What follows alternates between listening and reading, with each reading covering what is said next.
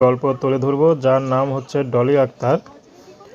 ডলি আক্তারের বিয়ে শাদী হয়নি। ডলি আক্তারের বাবা মা সবই ছিল, কিন্তু হঠাৎ করে বাবাটা বিয়ে করে আলাদা হয়ে যায়। তো শেষমেশ ডলির মা ডলিকে অনেক কষ্ট করে বড় করে।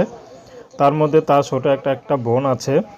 তো ডলি আক্তার এখন বড় হয়েছে, মার দুঃখ কষ্ট বুঝে ডলি আক্তার একটি এলাকার মধ্যেই একটি চুরি কসমেটিক দোকানে চাকরি নিয়েছে। সেখানে বেতন পায় মাত্র ৩-৪ হাজার টাকা। তো সেখানে বেতন বেশি না। তো সেই টাকা দিয়ে কোনো মতে তাদের দিনকাল চলে। তো তাদের খুব কষ্ট হয় চলতে। এখনকার যুগে ৩-৪ হাজার টাকা একদম পানির মতো চলে যায়। তো কি করবে, কিছু করার নাই। মেয়ে মানুষ পড়াশুনো শিখে নাই যে ভালো একটা চাকরি করবে। তো বাবাটা ওই দিক দিয়ে তাদেরকে দূর দূর করে তাড়িয়ে দিল, তাদের দেখে না। তো যাদের মাথার উপরে ছায়া নেয় তারা এই দুনিয়াটা কত কঠিন সেটা বুঝতে পারে। তো ডলি আক্তার এখন ইউটিউবে এসেছে ভালো একটা জীবনসঙ্গীর আশায়, যে মানুষটি তার এই দুঃখ কষ্টের মাঝে একটু পাশে ছায়া হয়ে থাকবে। সে মানুষটি বিবাহিত হোক বয়স্ক হোক তাতে কোনো সমস্যা নেই। ডলি আক্তার তাকে বিয়ে শাদী করতে রাজি আছে।